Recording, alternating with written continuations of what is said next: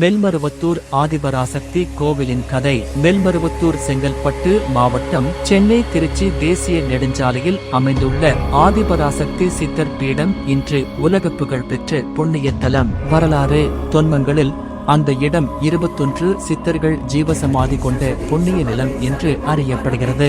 அந்த சித்தர்கள் யாவரும் ஆண் பெண் வேறுபாடில்லாமல் ஒரே சமயத்தில் சித்த நிலையை அடைந்தவர்கள்.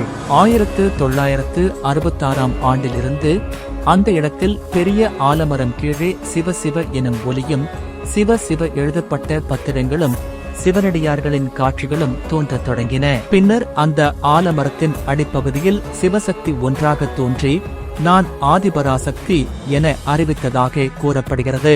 பீடம் உருவான விதம். பங்காரு அடிகளார் அவர்களுக்கு அன்னையின் அருள் நேரடியாக கிடைத்தது. அன்னை அவரை தன் தூதுவராக ஏற்றுக்கொண்டு அன்னை அருளை பரப்பி உலக நலனை சாதிக்க வேண்டும் என்று உபதேசம் செய்தார்.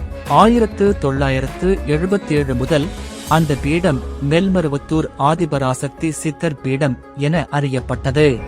இங்கு பெண்களும் ஆண்களும் சம உரிமையுடன் அர்ச்சனை செய்யலாம். பாலினம், சாதி, மதம் என்ற வேறுபாடுகளுக்கு இடமில்லை. சிறப்புகள். சிவன் சக்தி ஒன்றான ஆதிபராசக்தி இங்கு பிரதான மூர்த்தி.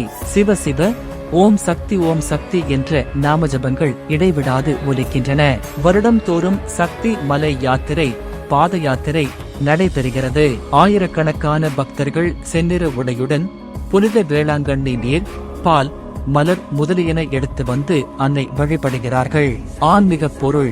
அன்னை எல்லாருக்கும் அன்னை, தாய்மை, அருள், சமத்துவம், கருணை, சக்தி ஆகியவற்றின் வடிவம். மனிதனை மனிதன் காப்பாற்ற வேண்டும் என்ற உயர்ந்த செய்தியை உலகமெங்கும் பரப்புகிறது. இது போன்ற ஆன்மீக கதைகளை அறிந்து கொள்ள ஆஸ்ட்ரோ டிவைன் சேனலை சப்ஸ்கிரைப் செய்யுங்கள்.